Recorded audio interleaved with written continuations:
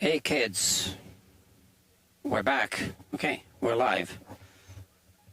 You're watching Guitar Quackery Live. I took a short break. I had to wash my hands for sure from all the fretwork. And I was talking about my cameras before. So Guitar Quackery Live is the one and only live streaming guitar repair channel. So it is a live stream that you're watching, or a replay of it. And I was showing you my cameras. So this is part 15 you're watching now of this project. But during the previous part, which was part 14, I was showing you my some cameras, or a camera, a gimbal. I didn't even show you the camera that goes on the gimbal. And now I'm going to show you the camera that I use outside when I am using... You both out of here? Okay. This door? Yeah, cool. Cool. Okay. Okay, good night, guys. Bye-bye. So...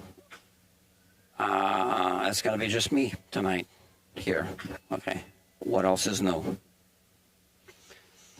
So Guitar Quackery Live is an amazing channel because it allows my customers, some of them, to watch me work on their guitars in real time on YouTube. Okay, so I send them a link, which reminds me, I forgot to send this link to this customer now. So let me do just that. Okay, so I copy and paste. And I go to my text messages. And here he is. Paste. Boom. And here I just send it. And maybe he will log on. Maybe it's up to him. It's not mandatory. Like I was saying, I use this camera outside, but I usually keep it stored here in the box. And this is the box. This is the Osmo Pocket 3. It's a camera on a gimbal. It's nice and cute. It's not as good as I had hoped. Okay, so you flip the screen like this, and now it does this, right? And if you triple push this, oh no, what am I doing? This one. Now it faces me, and it's trying to find my face. Okay, so it didn't find my face. Okay, so now it goes back, and here it will find my face, because now I'm facing it. And now it locks onto my face, as you can see. And if I move it, wherever I move it, this gimbal, this camera on the gimbal is moving with it. So that always keeps my face in frame. I can reposition my face if I want it to be more, you know, if I want to follow what's called the rule of thirds. Okay. It's interesting, but it's not really good. Like, I don't really think it's a good quality camera in terms of image quality. So I was going to use this camera for vlogging, to walk around. Come on, turn it off. Okay. But I was never happy with the image quality, so I decided not to bother. But you know, I did buy it, so now I use it for the outside. And it lives in this case here like this. It has an extended battery, and also a little tripod thing and a microphone, clip-on microphone, and cables. I had to buy this case separately. It's aftermarket. DJI is the company that makes the camera. They don't even make the case. I don't know why. They make a case that's really horrible. I don't know why. You can barely fit the camera inside. So maybe they own the aftermarket company and it forces you to buy the aftermarket case. I don't know. So that's that. And here's the guitar. So we are going to do some polishing of the frets. I feel someone's here. I thought I heard something. Maybe it's the boogeyman. Okay. So off camera, I did a little bit of work already. These few frets were just a little bit sharp on the side, so I just hit them with the file. Didn't bother showing you on camera. It's fine. And now we are going to polish these frets. So I did measure this to be a 25.5-inch scale length, which means the fender size fret shield is going to fit. It should, and it will. Okay, so this is it here. It fits like this. And now you can see we can polish the frets. But I wonder, because I did quite a lot of crowning work, if I should first polish them like this and then finish off with this method. And I think I'm going to do that. So this is the, I call it the Ken Parker method. Ken Parker is the inventor of the Parker Fly guitar. A very smart guy. And on his channel, he shows this little gadget that he makes, that he made. So I gotta find the right size. I think this one will work better for these frets. Yeah, okay. And then tape off one fret at a time. I have the tape here.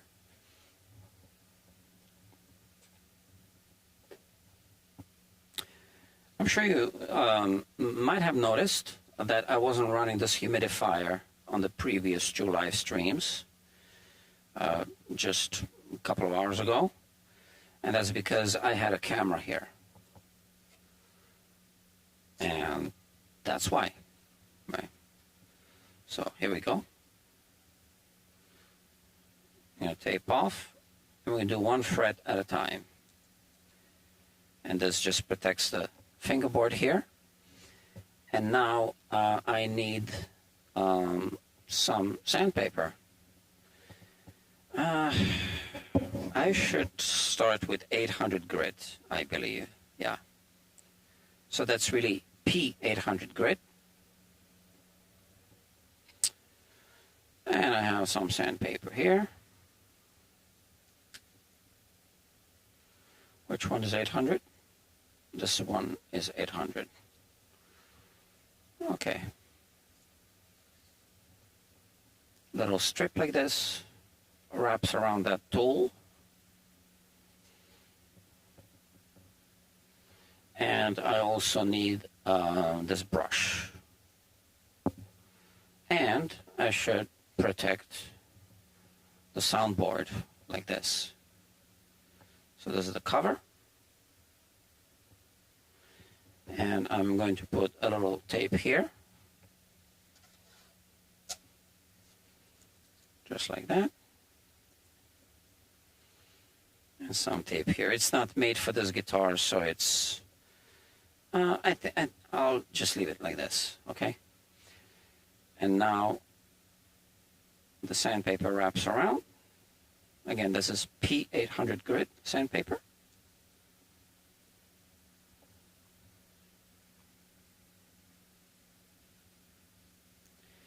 And you got to start slow. And once the channel is formed on the sandpaper, you can speed up.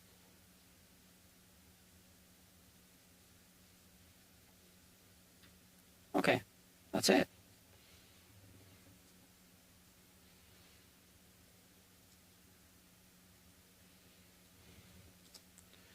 So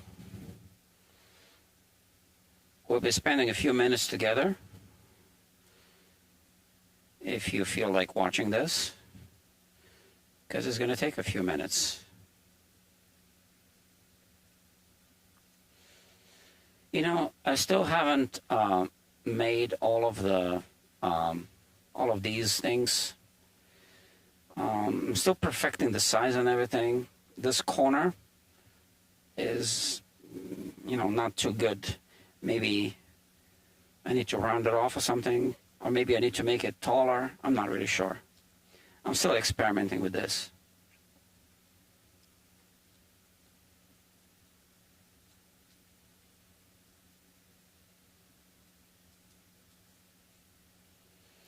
So this, you know, really produces a really nice finish on the frets. I'm seeing some schmutz there on the side. Okay. That's a technical term.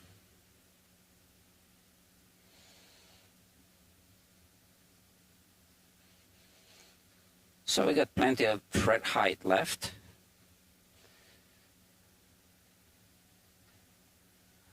Even if I level off quite a lot during the level crown and polish. Well, we're doing the polish now, the polish part of the level crown and polish. And that's one thing that a plec machine doesn't do, right? So a plec machine doesn't do a level crown and polish. So you still need to polish by hand. Plec machine does the leveling and crowning at once. Now, there are some hand tools out there that claim to do leveling and crowning in one pass. I'm not sold on that idea, that's a good idea.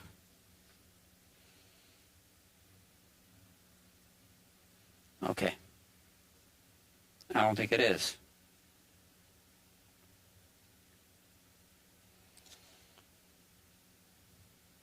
I think you control it better when you do leveling and then crowning separately. That's my opinion.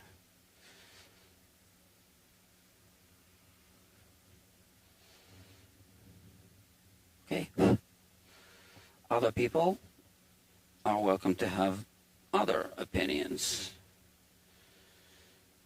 And we can discuss it without arguing.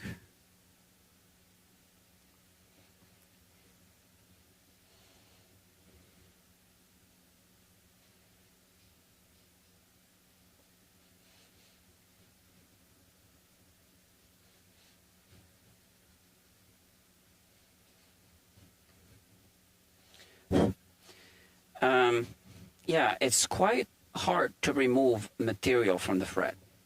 Okay, I know what it takes to recrown a fret that's been leveled. So now imagine leveling and crowning at the same time.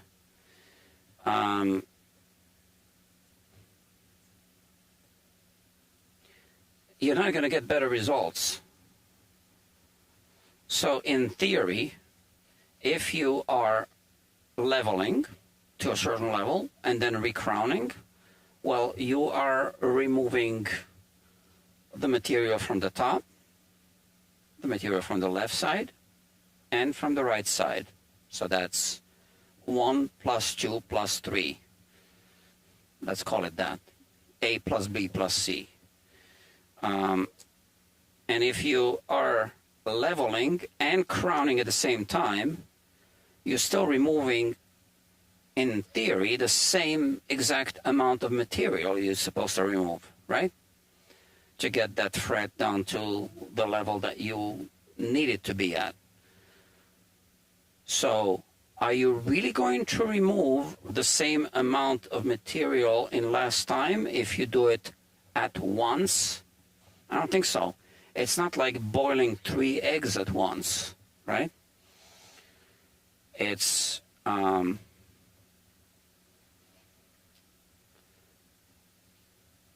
I think in theory then you are going to do more passes. So what's the difference if you do, let's say if it takes 10 passes to remove the top and 10 passes to remove the sides? Well, then I think if you try to remove both at the same time, you're going to do a minimum of 20 passes to remove the same amount of material. But I think you're going to end up doing 30 passes or more, because I know what it takes to be removing a lot of material when you're crowning, when the fret is already leveled off on the top, and it's leveled off a lot, which means there's a wide flat area, and I know what it takes to crown that fret. You saw me do that in the previous live stream when I was crowning the 13th and 14th frets, I think. So yeah, so now I can't imagine removing also material of the top at the same time, and that somehow is going to take less time. And that's what a plec machine does. It crowns and levels at the same time. And that's why a plec machine, when not used properly, overheats the frets. And then after leveling off, the overheated frets actually move, and then you have uneven frets after you run the plec machine.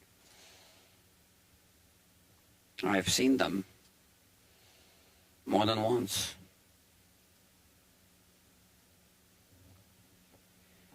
Yeah, I have a little audience. 2 people watching, aficionados here. Oh, I came here to do some fishing, wrong type of stream. Fishing with a P. Or fishing with an F. With a PH or with an F. In front of the grid size, P in front of the grid size indicates that the product is graded in accordance with the European FEPA standard. Yeah, okay. So do you know which one is a finer grid? Let's say P600 or 600. Which one is the finer grid?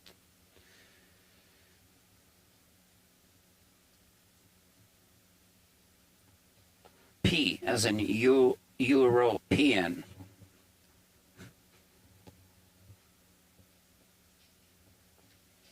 I see.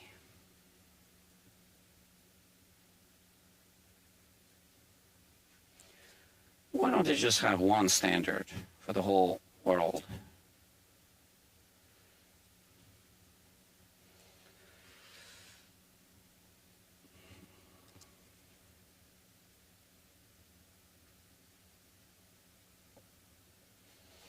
So this fingerboard has abalone inlays.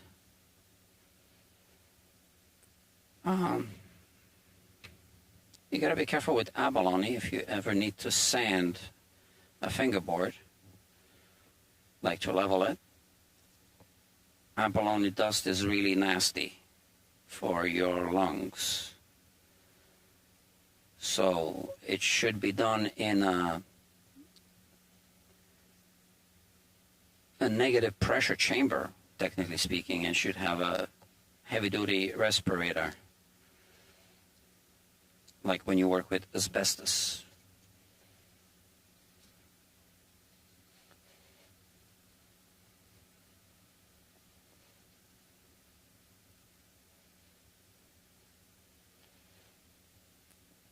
because the abalone dust is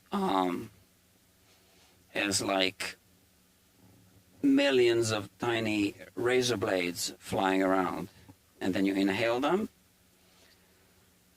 and yeah, it's just not good for you. Which is why abalone inlays should be cut wet. So you should keep spraying the abalone plate as you're cutting it with a jeweler's saw. Just keep spraying, and that is the safe way to do it, of doing it, and then rinse right away so it goes down the drain. But you can't wet sand a fingerboard.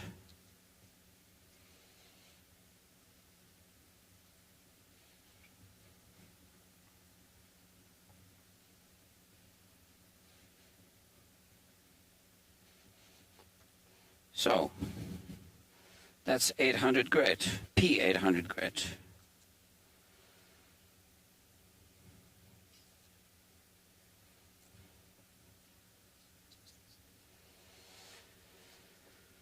And then I guess, and then I'll use 1,000 grit, and then I'll do some.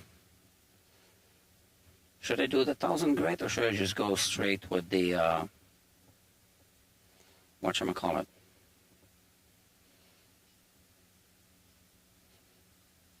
Micromesh pads.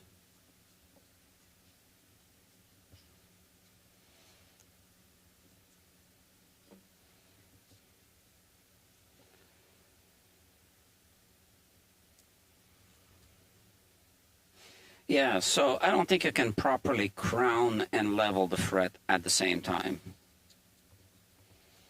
I don't think that can be done.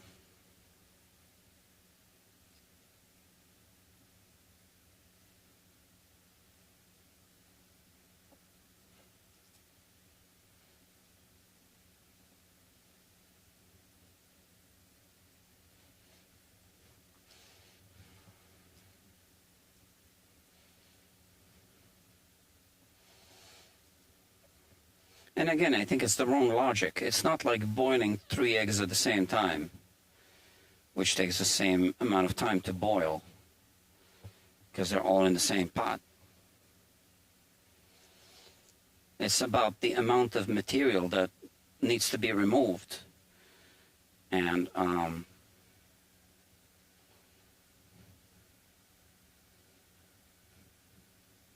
yeah.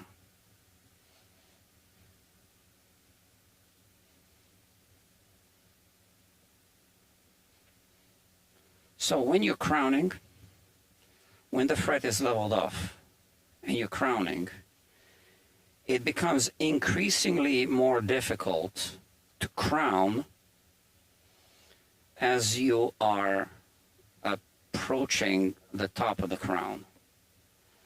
And I just can't see how you can level and crown at the same time with a hand tool. Now the plaque machine, that's different. But like I said, the plaque machine can easily overheat the frets. So a properly set up plaque machine is supposed to do quite a few passes. But I know that some operators set it up so that it does everything in one pass, and that overheats the frets, some of the frets.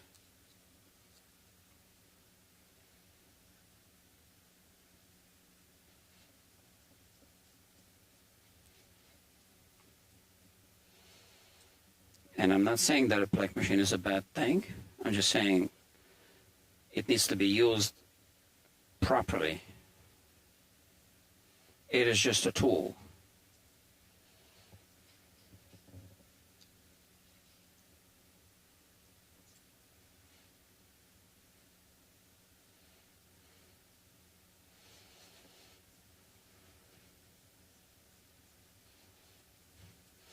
It's like any tool when not used properly, right? It doesn't produce the results that it otherwise might be able to.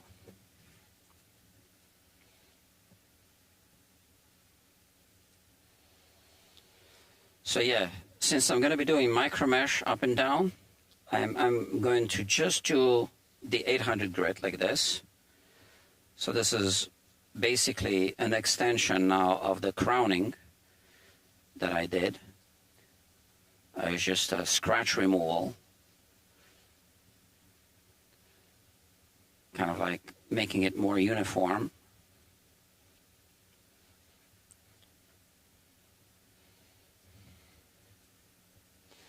And then I will switch to the micro mesh pads.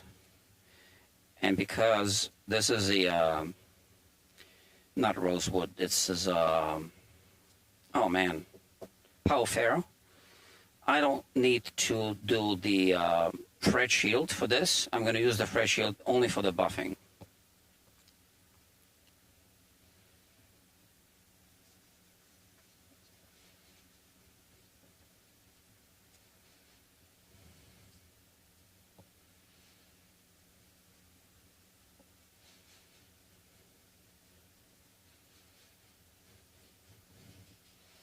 Okay, looking good. And last one.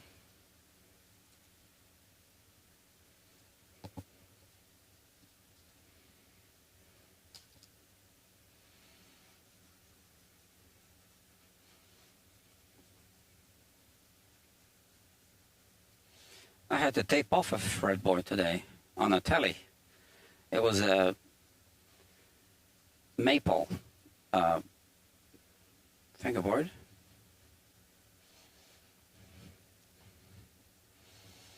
I was also doing a low current polish, but I had to tape it off. Yeah. Okay. This looks good. So far, so good. All right. Now, next part gets messy. 600 grit is equivalent to P1000. I see.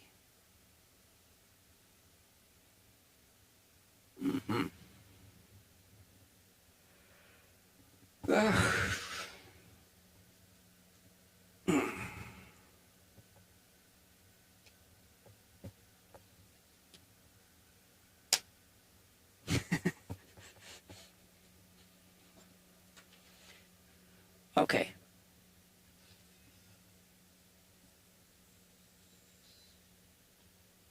I pushed the button on the little thingy and it started spinning around the table. Here. I think it would be a good idea to put some tape here as well. I don't need to protect the nut because I removed it.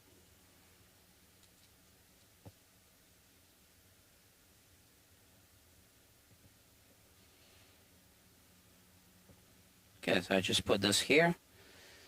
A little more tape here where we have exposed soundboard surface. And I just want to put some tape here to hold us down. Maybe here.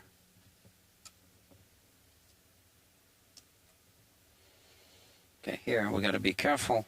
Why don't I just put some tape? Okay, now we're good to go. So,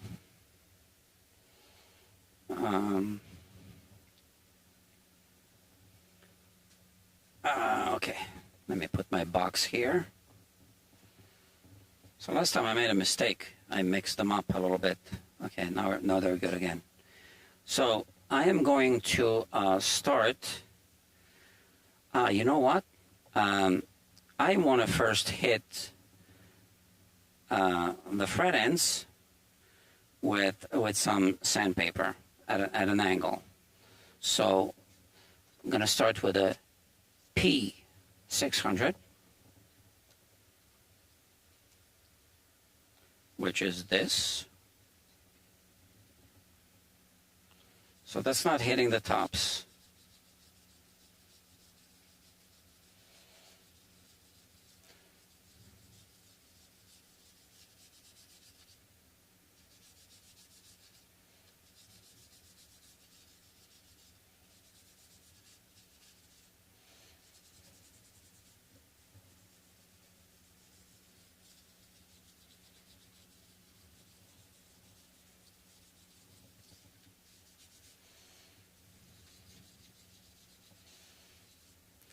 Okay, and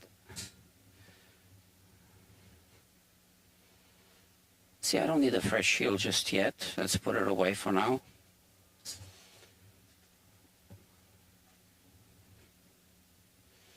And I want to do the other side.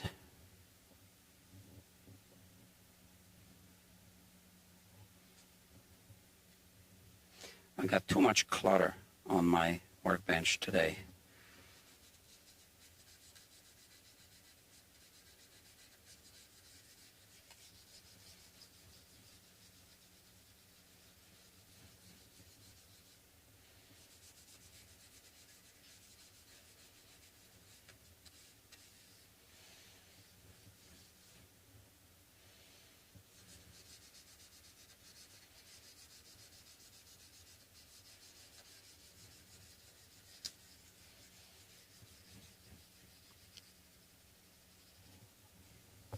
Okay.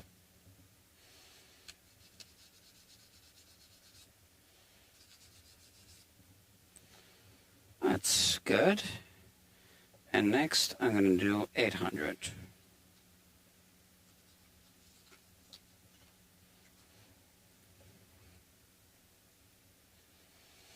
And then I'll do the polishing pads, the micro mesh.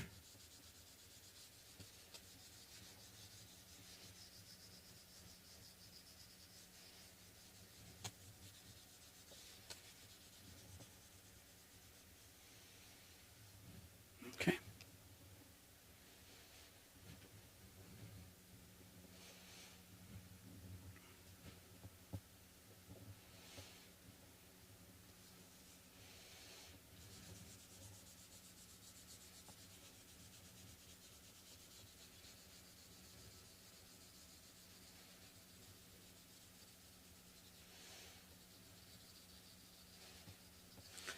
So I guess in Europe you can only buy sandpaper with a P thing, right? I don't know.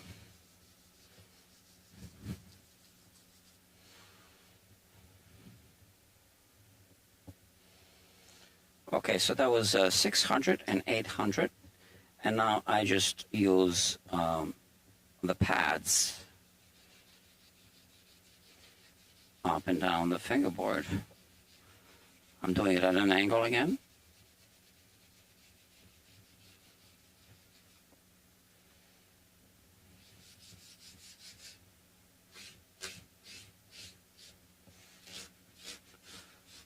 So this is technically 1500. I don't know, with a P or without a P. I don't know anymore. But it's used, so it's going to be a finer grit.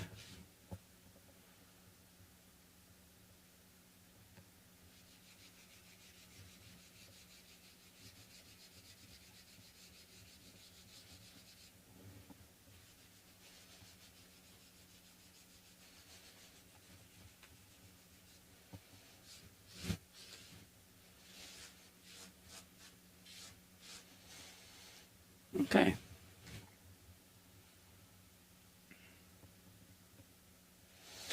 Now it's going to be very repetitive. Yeah. I wanted to talk about pricing, right? I made a note. Okay. Here's my idea. You guys tell me what you think. So you know how guitar brands, many of them have a cheaper brand. Gibson has Epiphone, Fender has Squier, PRS has PRS SE, SE means Student Edition. I had a Jasmine guitar the other day here. That was the cheaper version of the Takamine. Then you have Ovation has not Opera. What is it called again? Opera? I don't know. Etc. ESP has LTD. So, how about if Guitar Quackery had a cheaper service? Because right now, I am turning down a lot of work based on some people don't want to pay the price or don't want that level of service or, you know, things like that. But if I had a cheaper brand of Guitar Quackery, I don't know, next door somewhere, and I had some people, you know, working there. Well, obviously I would just start with one person.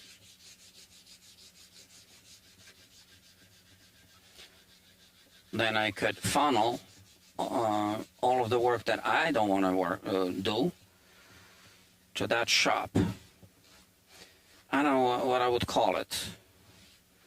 It would somehow need to be associated with the Guitar Quackery brand, but it would need to have something else in the title, in the name.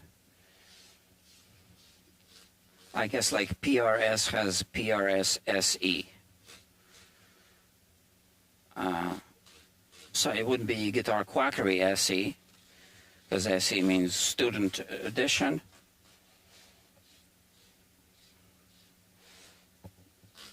But something, I don't know.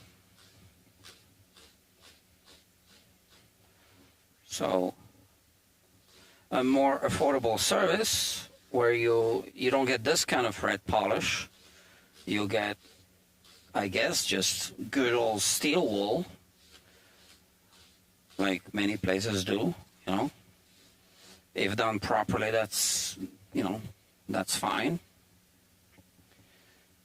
I don't know, that's what I've been thinking lately about. So,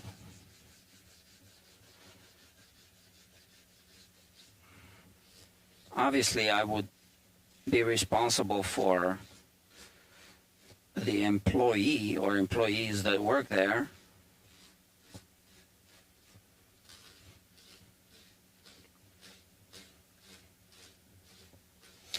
I don't know. I just know that I turned down a lot of work based on I don't want to work on not that I don't want to work on that guitar. It's just the people who expect a lower level of outcome are not going to come here. So the smaller brand could just offer a more basic level service. Still good service, but not this level. Just like a Squire is not as good as a Fender.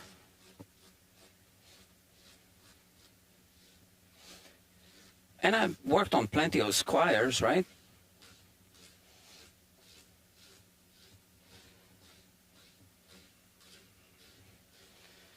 But not every Squire customer will go for this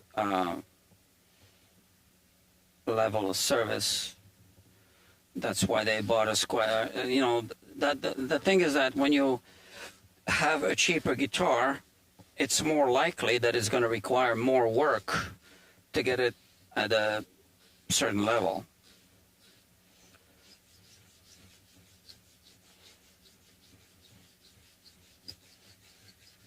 I have a very good Squire here.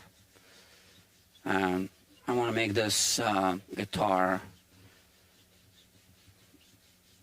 into a really high performance guitar, so that when people bring a Strat for a setup, let's say that it's a Fender, I would show them what a Squire could be like. So there's a reason why I have a Squire here and not a Fender. But I only started working on it. I haven't had time to really work on it.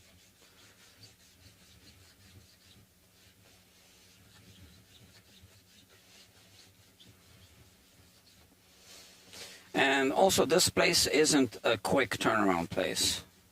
So if I had this other brand, it would be more like a quick turnaround place for people. And I think it would make sense to have it not far from here. So if people even just come sometimes and they don't want to deal with this level of service, I say, well, 2 blocks away is, the other shop.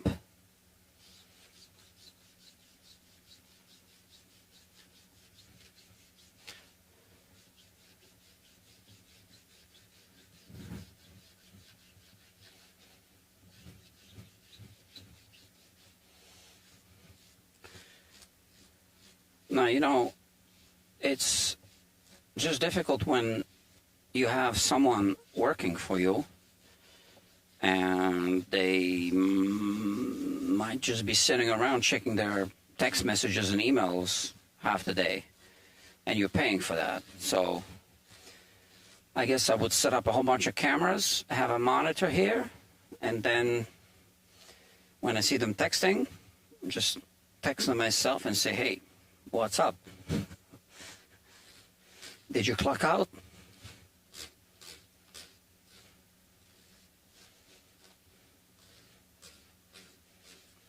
Okay.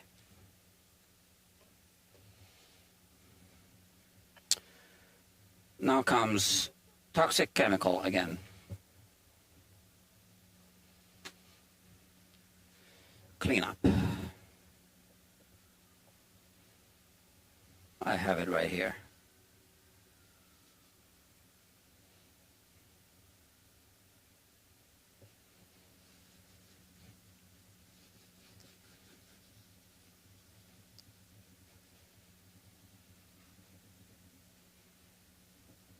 Not too bad.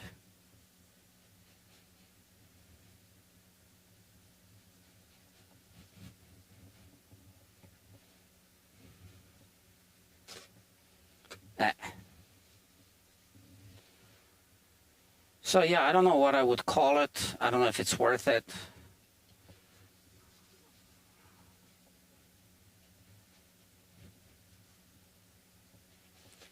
I know this thing is not capped, but now I'm just rushing through this. Okay, that's that.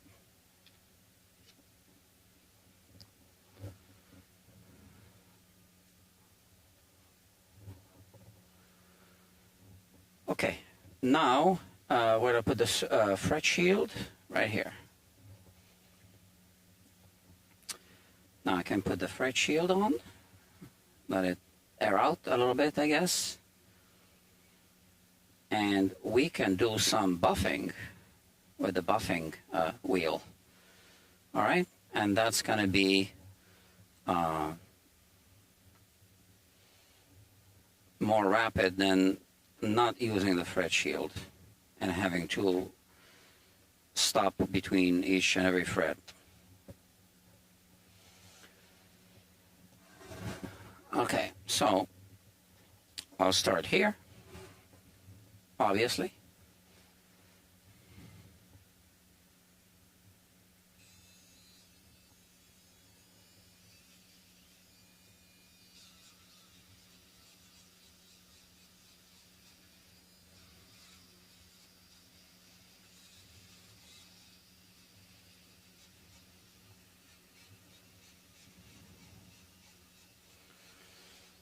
I guess this must be very satisfying to watch.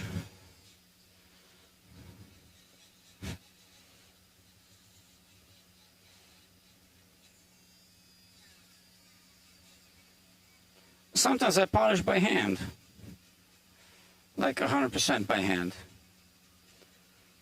But lately I've been doing more of this.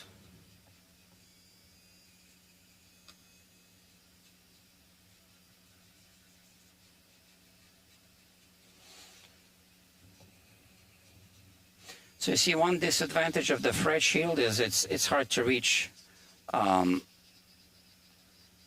tips, the two ends of the frets, which is why I'm flexing it like this.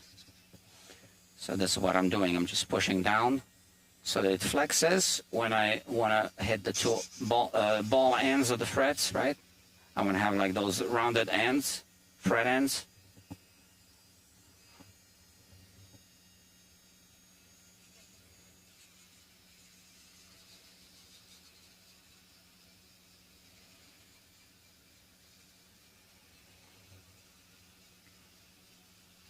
I don't have all the sizes yet of the fret shields.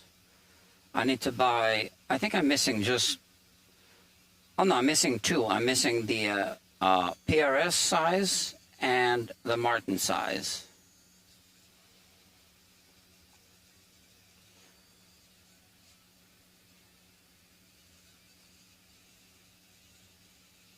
They make these guitar size in five guitar sizes, and they make a long one for the bass, which is 34-inch scale length.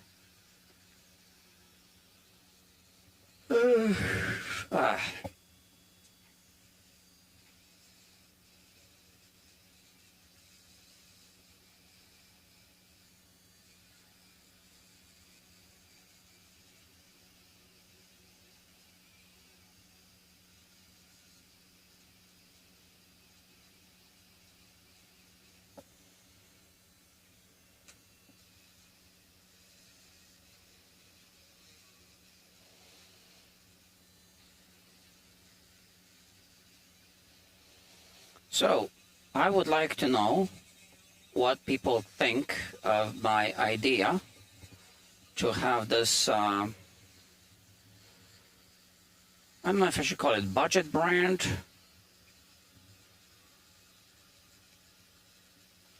If that's even a good idea.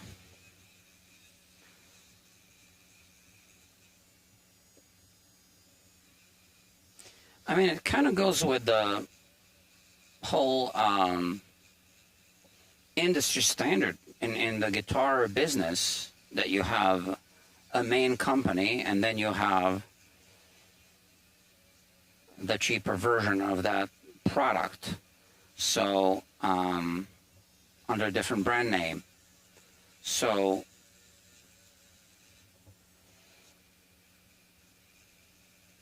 if that is something that is explained well, I don't know. Maybe Dr. Williams can work in the other shop.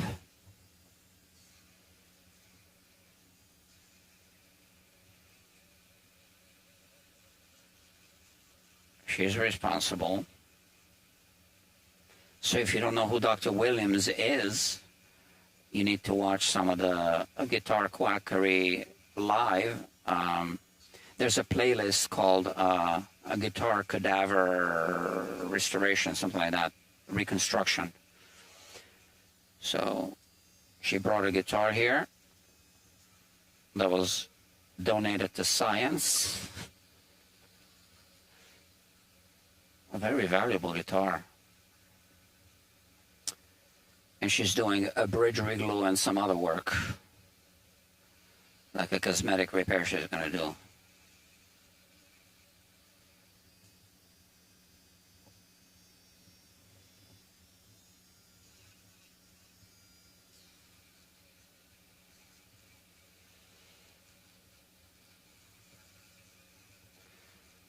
So next time she will be here, probably next week. I don't think this Saturday I'll be too busy. Saturday is usually a good day for her. It's a slow day at the guitar mortuary where she works full-time.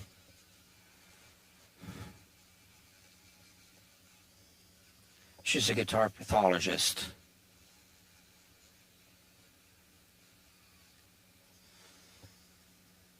But this Saturday will be will not be a good day for me to have her here. So I just want to finish some work before the end of the month. Is Saturday the end of the month? Oh no, it's already the next month. Saturday is already the 1st or the 2nd, right?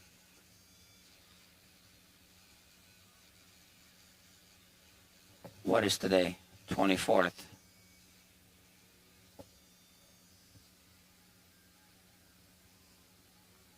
And it's February, short month. Yeah, I don't like Februaries.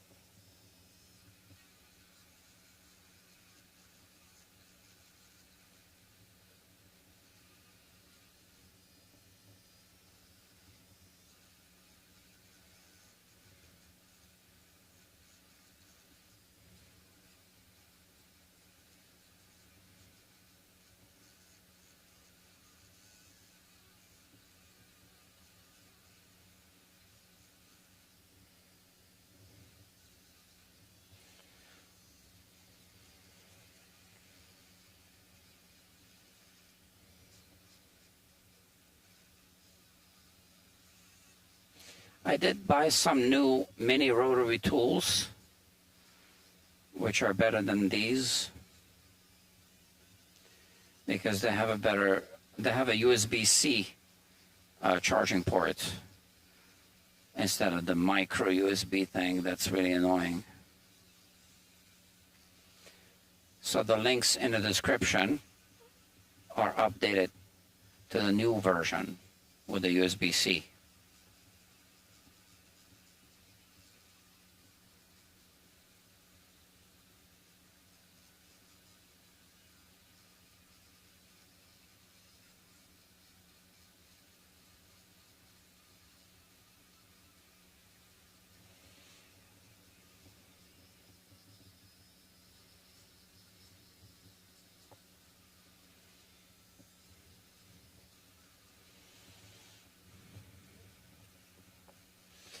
Okay, 4 more frets, or 3.5.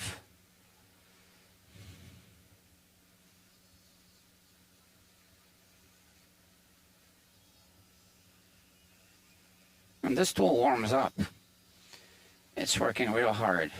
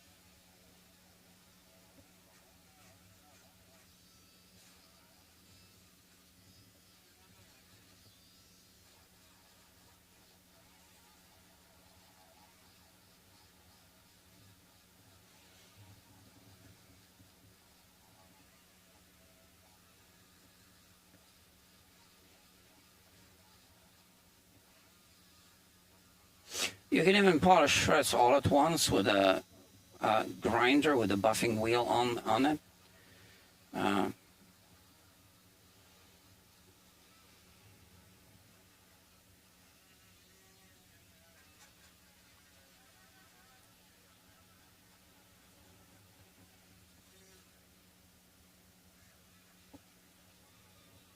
I'd be careful with that, because if it grabs the side of the fret shield, and it just kind of like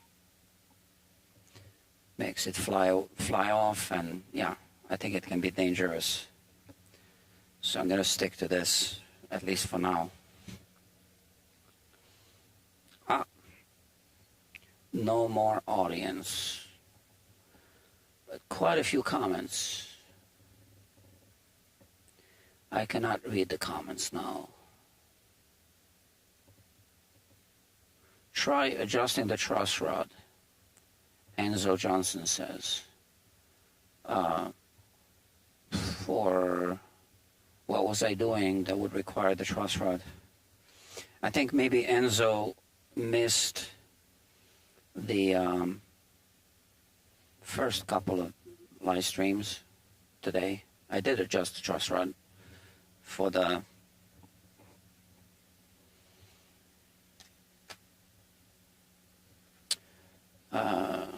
leveling.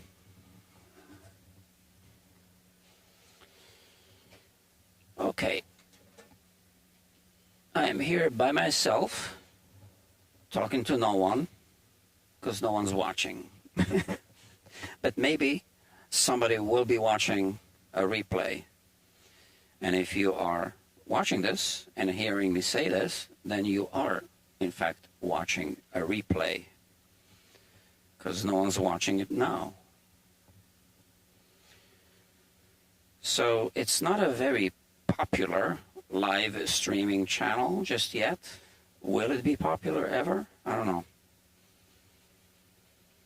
It's a very niche oriented live streaming channel.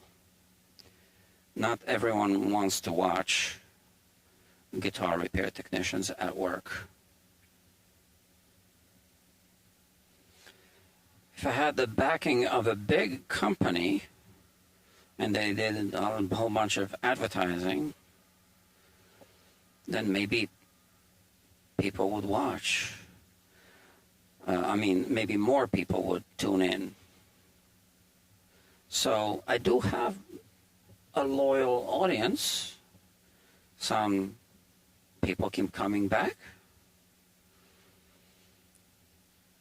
So there must be people who are interested in this,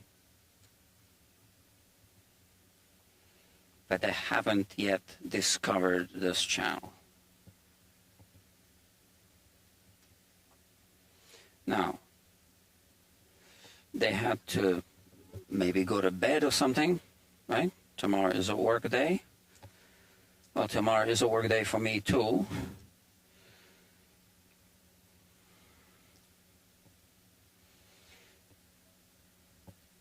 But I'm a workaholic. I just work.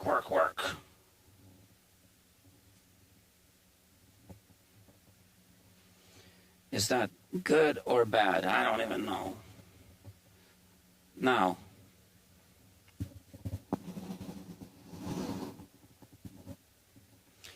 so there's a whole discussion here, which I'm going to read at a later time, maybe at the very end of this polishing and buffing. Okay.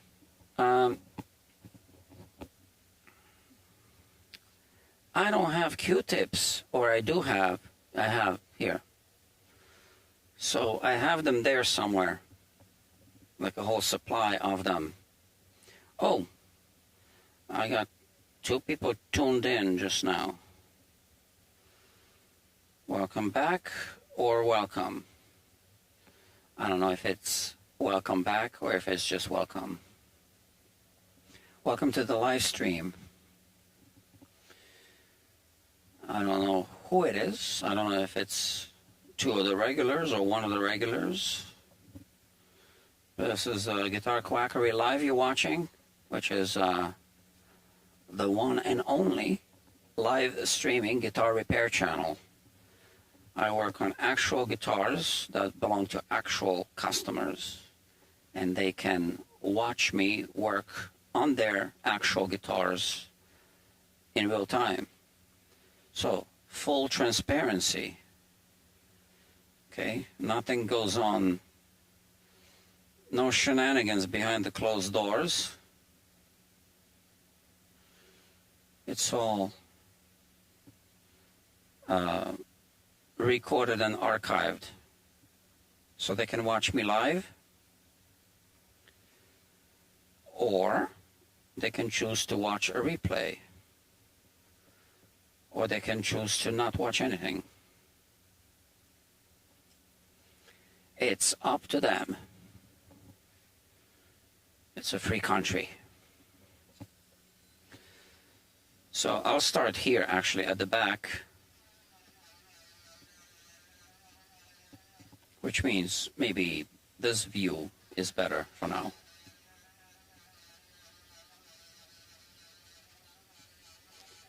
I'm almost done with the buffing.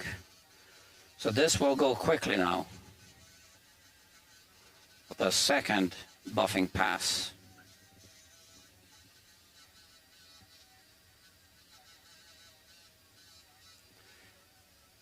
It's just with a finer grit.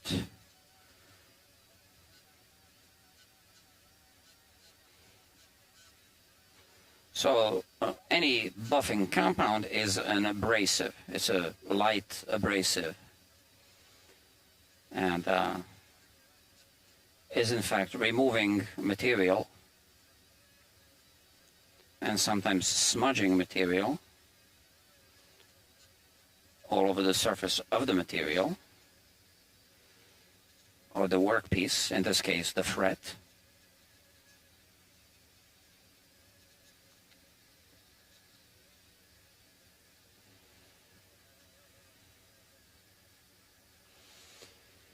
I did a whole bunch of work on this guitar already, and there's still more to be done.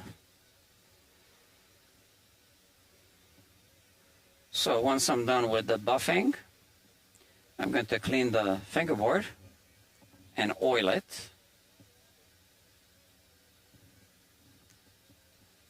And then put the nut back, because the nut has been removed. I don't know if you can see that.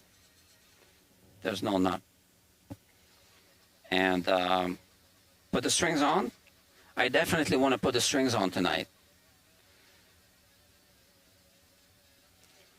because I want the guitar to settle into its final state so that I can do a setup properly.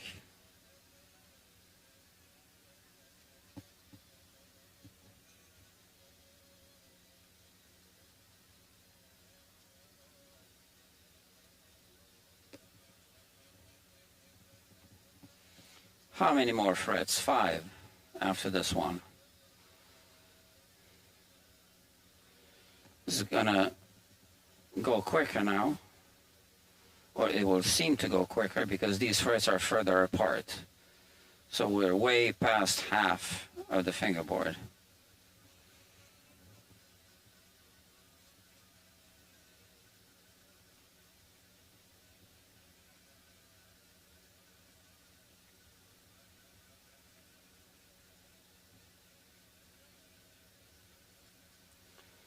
So with all the work that I did on the frets, now these frets have rounded edges, like the ball fret ends. Oh, there's one more here. Okay, I didn't see that because my hand was covering.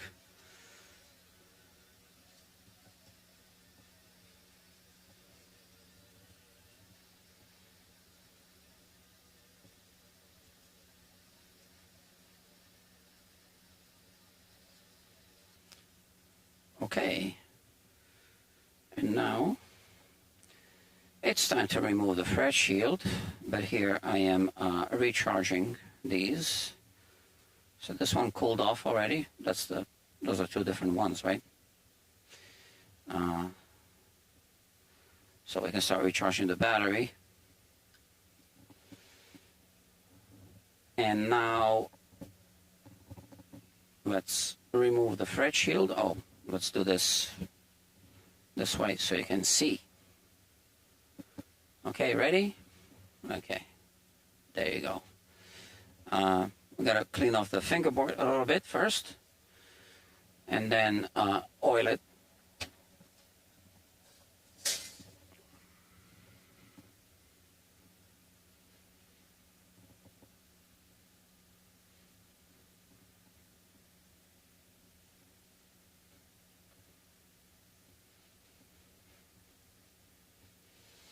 yeah.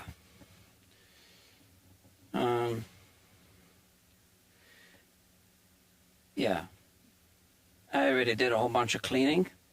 Now let's just oil it.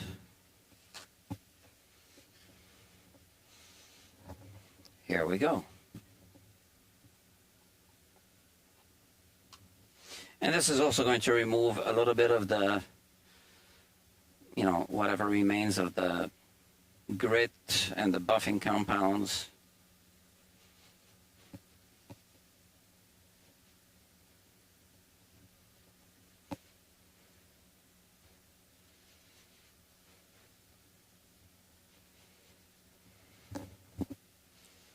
You see?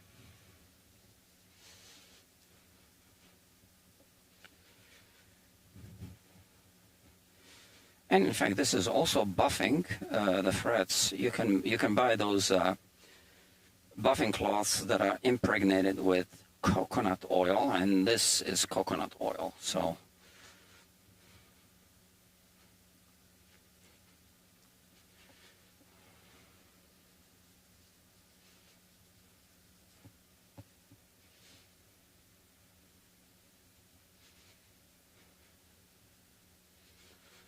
and this is going to be a lifetime supply for any luthier or guitar tech. Especially because I keep it cold, so it's, you know, hard, like butter out of the fridge. And which means then, you know, when I do this, there's barely anything here, you know, there. So just enough, but not too much.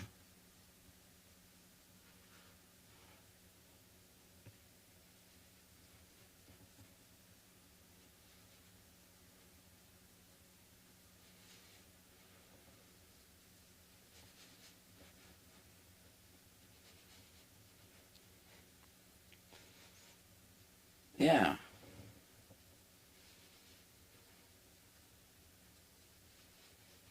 Okay.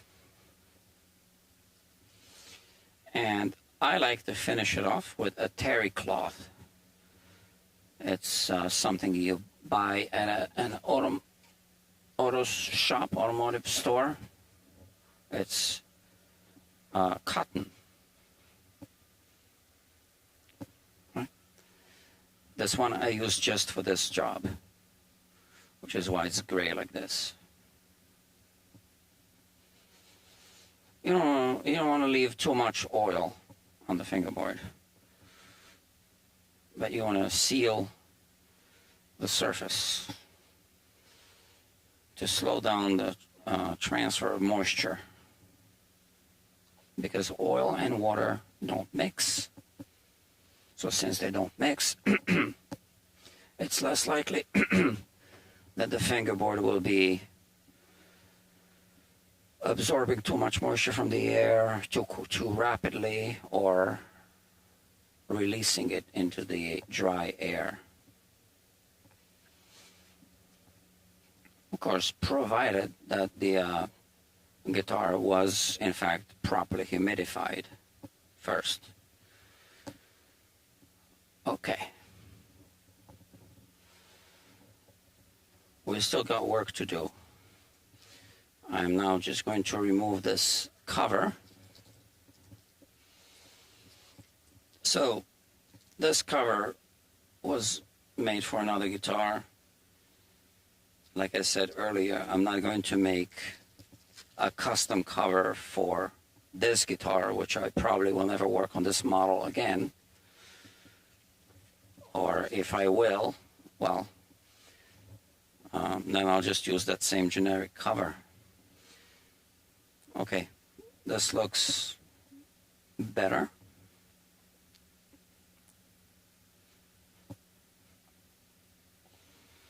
They're nice and shiny.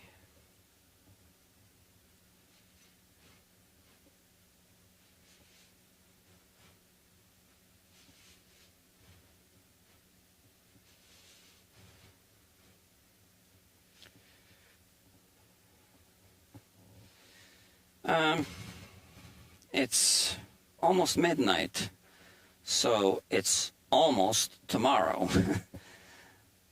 I'm not sure if I should work on the nut tonight or not. Haven't decided yet. I'm going to take a short break right after this and make a decision, depending on how I feel, I guess.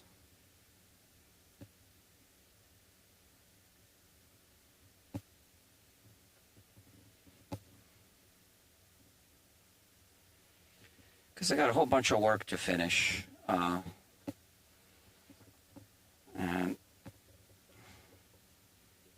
yeah, I've been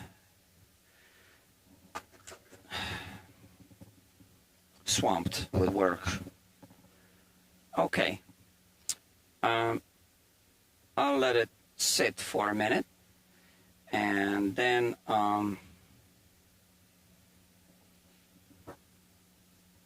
or should I install the nut now? Because if I don't end up doing the nut filing, I don't want to do another live stream just to restring the guitar. So I think that's a good idea.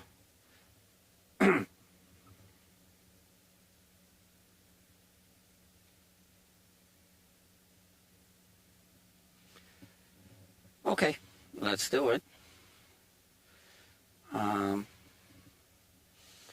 I usually just use, something like this to apply the glue, because it just needs a small drop. The glue I'm going to be using is this Tide Bond Original. Don't use Tide Bond 2 or Tide Bond 3 for this kind of work. Yeah. If you're going to use Tide Bond, use this, or you can use fish glue. Yeah, either is fine. And the nut is this new bone material. So they put glue here and here, and there was a squeeze out here, right? So now you can see how, so once again, I think I was off camera. They put glue here at the bottom. I don't know if this was just squeeze out or if they put glue there. I think they just put it at the bottom. There was just squeeze out here and then squeeze out here. So I don't like this squeeze out. Why don't we just clean it off a little bit?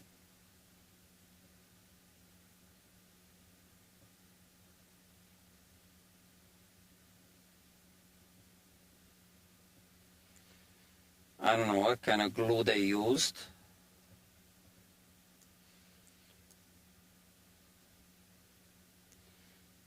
But all right, so it's hardened glue. It's going to be a tight fit, which is what I want. And I am just going to put glue here on the face of the fingerboard. And just let's light it up a little bit. First, maybe remove some of the old glue from here. I do have a chisel for this, which is right there. It's a 3mm chisel, which is roughly 1/8 of an inch. I have other chisels as well, which might be better for this, but they're there. So I just want to remove some of this glue from the face of the fingerboard.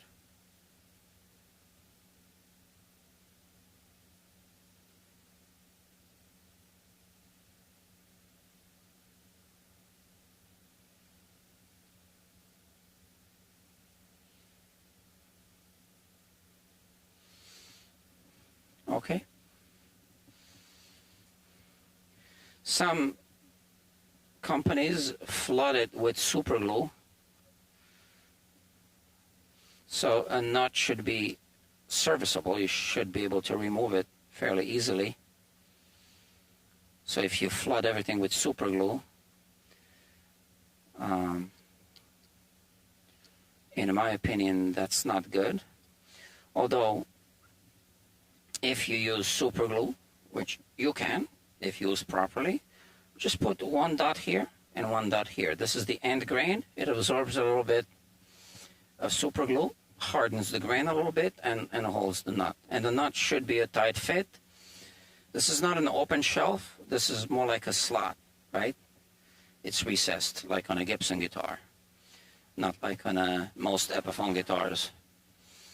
So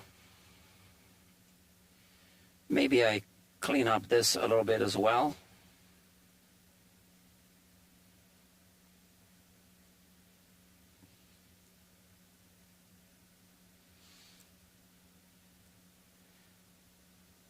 I don't want to hit it with sandpaper because I don't want to remove any material. I just want to remove some of this old glue. Not even all of it. It's fine. And this, I'm not going to even touch it. This is an exact match to the wood grain that it ripped, okay? So now we just put a little bit of Tide Bond.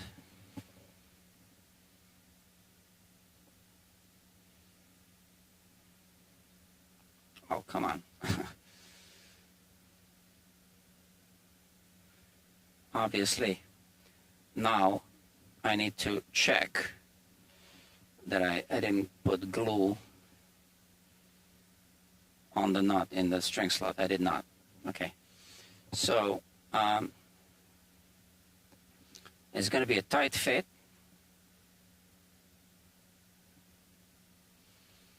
You could argue that glue is not even needed, which is another reason why I just put a tiny bit. So I just adjust it. Make sure it's seated all the way on both sides. Okay. Now there's a trick. If this is a really tight fit, there's no need to clamp it. But if you do need to clamp it, one of the easiest ways is to use a capo. So just put a capo here, and it's clamped. This capo is really good, the Dario with the adjustable tension, because you adjust the tension of the capo. But now it's clamped. And like I said, I didn't feel the need to clamp this one, but I'm just showing you. So that's that. I gotta clean up this thing.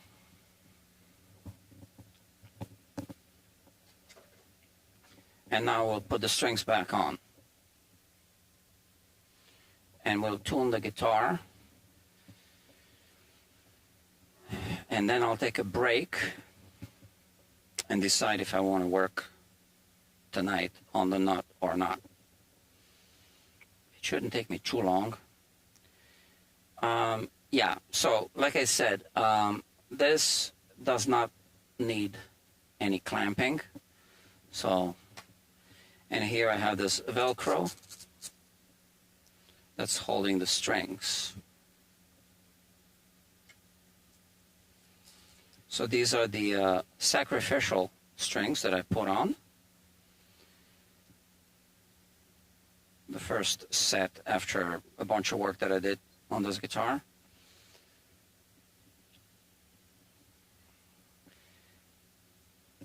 And we'll use them to cut the nut.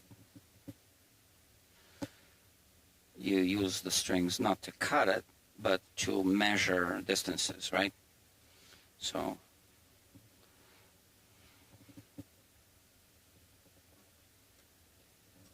these strings were already on the guitar. I had to put strings on after regluing the bridge to put the guitar through a stress test at full string tension.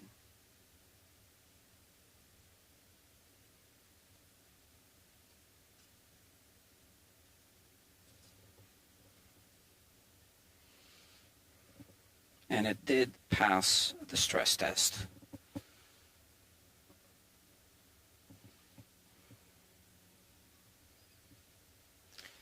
So this is a little bit annoying now to untangle these strings, but well, it's either this or putting another set of strings and basically throwing away strings that have never even been played.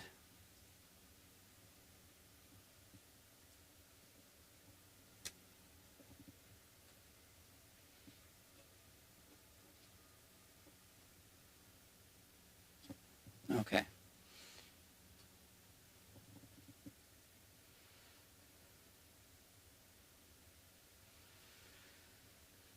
Today, someone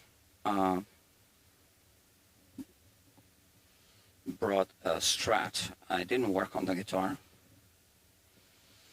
A music teacher, okay. He came, there's a broken string. Can I change one string? No. And you know, I'm thinking, you're a music teacher and you can't change a string on a guitar?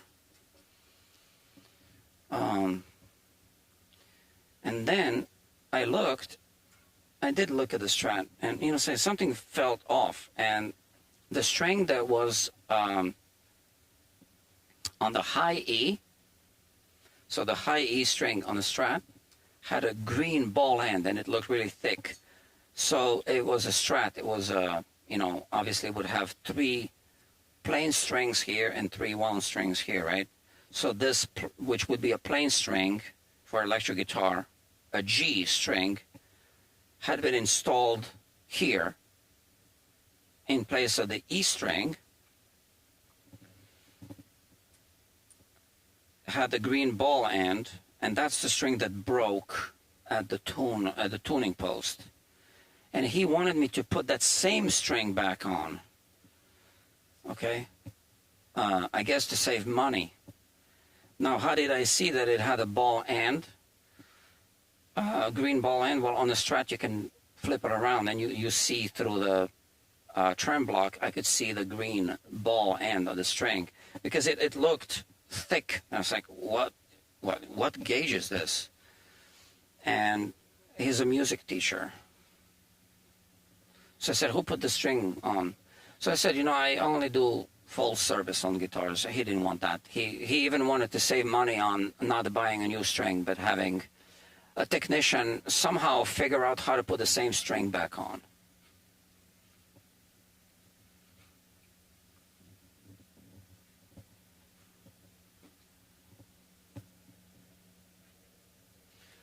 So I work really by appointment only.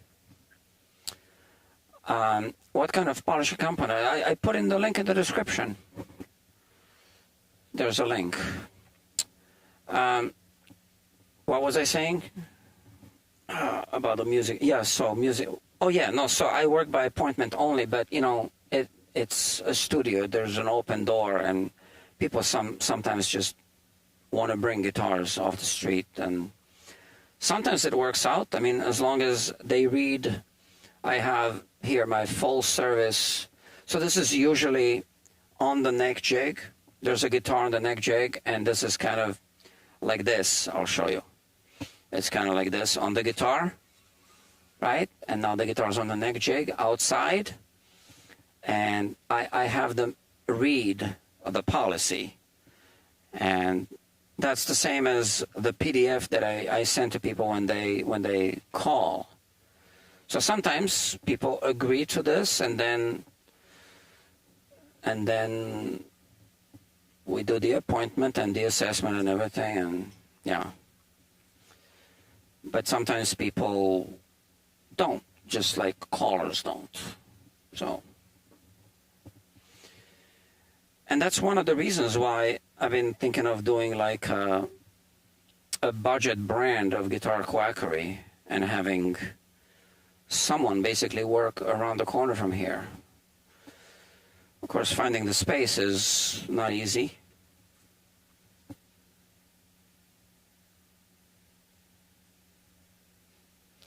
Maybe they should work out of a van.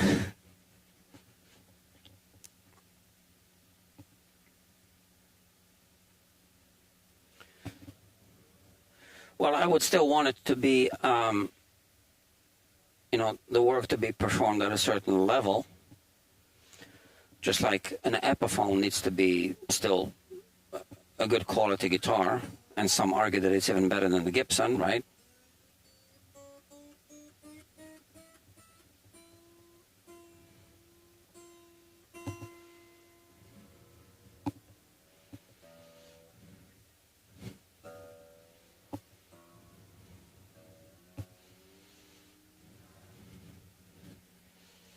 So the nut seems to be high, especially after the fret job.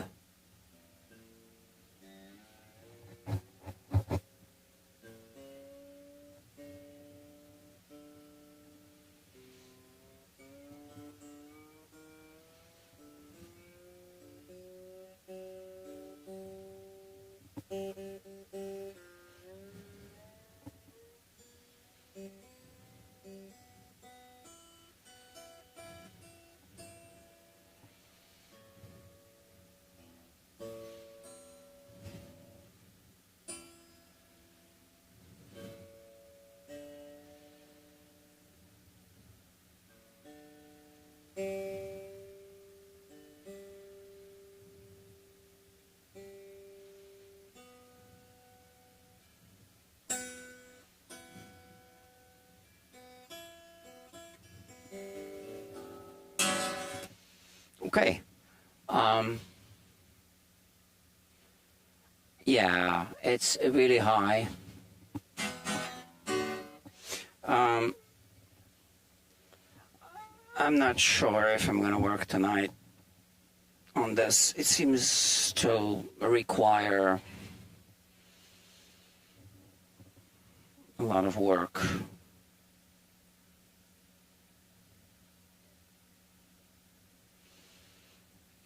I don't know. To be honest with you, I don't know. I haven't made a decision yet. I had an idea like that, to be a guitar tech that works out of a van, like a knife sharpener business. Yeah. Oh, Enzo suggesting to me to adjust the truss rod on my... yeah, okay. I thought it was... yeah, because I haven't read all of the comments. I'm kind of tired, to be honest. I think I'm just gonna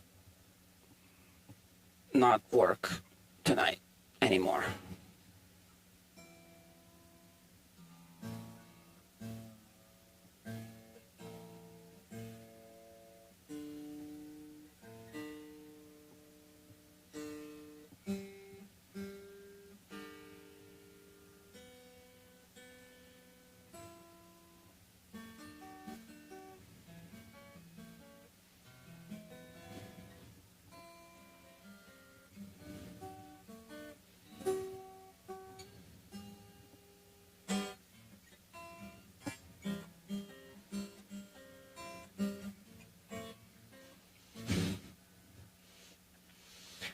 Okay.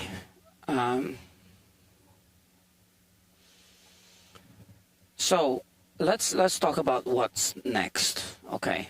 Yeah, I think I pretty much decided that I will not work on the nut tonight, but let's talk about what needs to be done. So next, filing the string slots on the nut. That's going to be a separate live stream just for that. Okay, that is going to obviously lower the strings here in first position, and then after we make sure that the truss rod is properly adjusted, that the relief, that we have the proper relief on the neck, then we measure the string height on the 12th fret, which is the action, and that's obviously after the soundboard had time to adjust to basically develop the what you call that again, soundboard deflection, from the string pull overnight. Yeah, so once we have the nut, the relief, the soundboard deflection, we measure the string height and we adjust the saddle height. Okay, now the saddle is not, it seems to not be tall enough, but that's just because the bridge is a bit thicker than it's gonna end up being. But at the same time, I think that this is a slightly underset neck, just the way the guitar was built. So the bridge is going to end up being thinner than on many other guitars, okay? And then I might cut string slots just to correct the break angle across the saddles. Oh no, I'm sorry. After I lower the saddle, I would do a bridge shave, right? Which will make it thinner, and then cut the string slots, and that will be the end of it. So quite a lot of work. So how many more live streams on this one? 3 maybe? All right. So, and this is live stream number, what is this? 15 already. Unbelievable. So, yeah.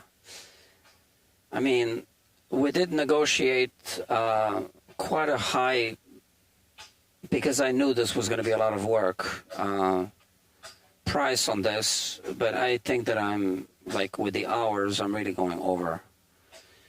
So we'll see, yeah. But anyway, I'm just saying, right? That's between me and the customer, obviously. Okay. So Dr. Mike Jones says, I just took my nut out of the oven. Not out of the oven. Annealing PLA CF plastic. And it sounds better. Extra 10% tone. All the tone without the bone. Okay.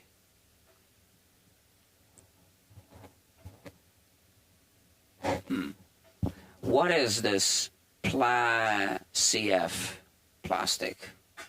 PLA CF. I'm going to Google that.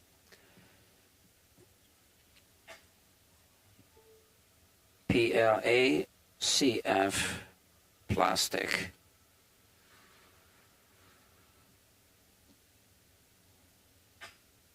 Oh, it's the 3D printer plastic. I see. Okay. Keep us posted.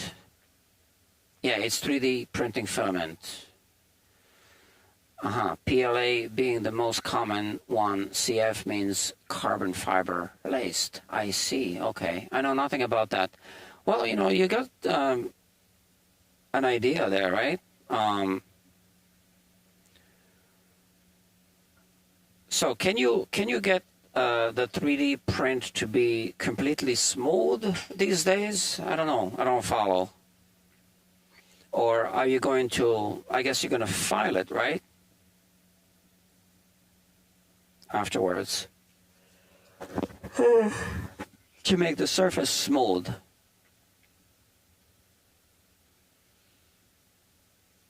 I'm just waiting on an answer.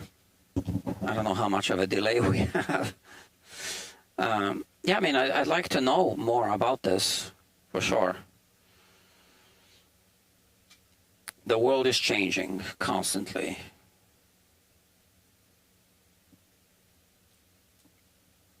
Evolving.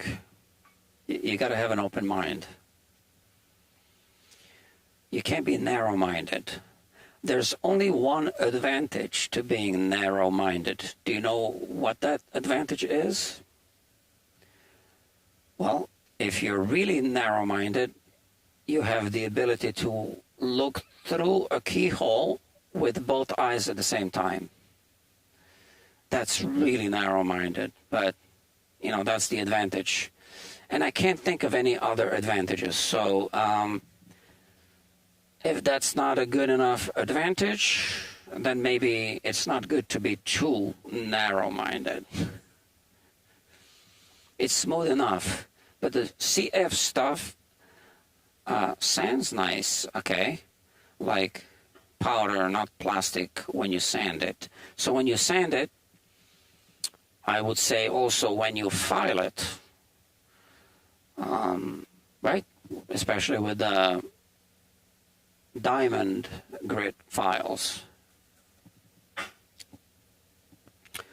Okay, friends, it's late. And I'm tired. Not even hungry. Tired. Yeah, I think you can tell. So, I suspect it's more lubricated than plastic too, since it's carbon. Oh, carbon fiber smooth. Doesn't bind. It's only 20% mix, but it makes a difference. I sanded the one side flat and didn't need to mess with the slots. Well, they were perfect. How did you get them to be perfect to begin with?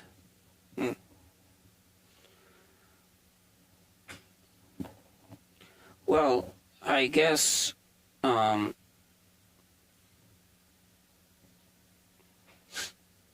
think a lot of guitar companies, they have their nut height, and then they have their fingerboard height and fret height, and then they just work within that tolerance, right? Because a lot of guitars don't have, I mean, the more budget brands, they just install the nut and they don't file it, I think, right? On a lot of them.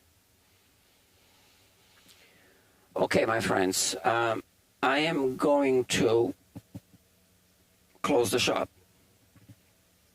I still got a cleanup to do. So this guitar will be back on the bench.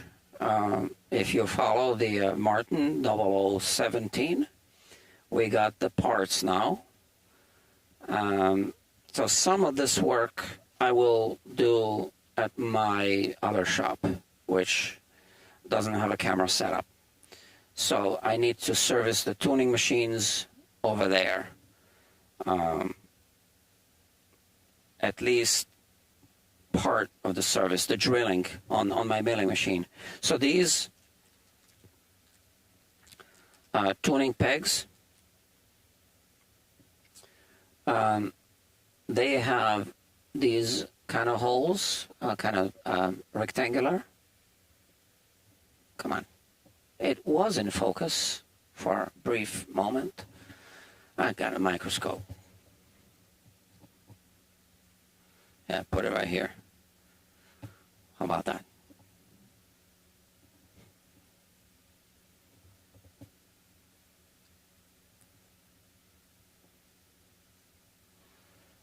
Okay. So yeah, this is it. And I will need to do a little bit of drilling, just to kind of remove some material from here and here. Okay. All the way down, all the way. Okay. And then, well, there's already a video on the StewMac website by Dan Earlywine. I'm sure you know who that is. I should really say Dr. Dan Earlywine. So I'm going to just use his method. Just going to steal his techniques. Why not?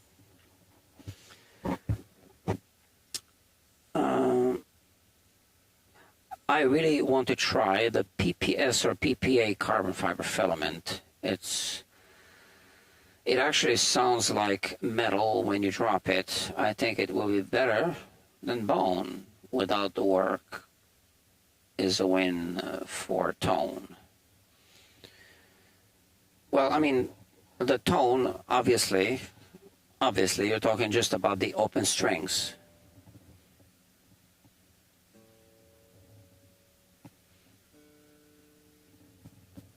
You know, people have been asking me a lot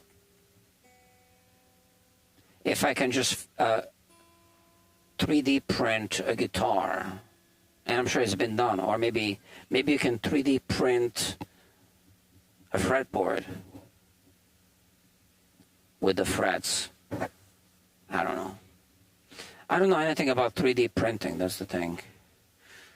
But one day I'm sure it will be done really well, right? I'm sure it's been done already, but one day I'm sure it will be done really well, because that's the direction it's going. But you need super high temperature printer. Oh, I guess you're referring to the PPS or PPA. Okay. And dryer to dry the filament as it prints. Not a very easy process compared to PLA CF. You can print on any commercial printer, I see. Yeah, I guess it's only the open strings, but I play open tuning a lot, so it helps. Yeah, whatever works for you. Yeah, I mean, it's only going to be the open strings, obviously. If you put a capo, it doesn't matter what kind of nut you have. Okay, my friends, I am tired. Like I said, I am tired, and I need to sleep. And my bike is broken, so I need to take the subway. Okay, oh, don't forget to click. Oh, 4 likes already. That's great. Thank you very, very much. Open strings.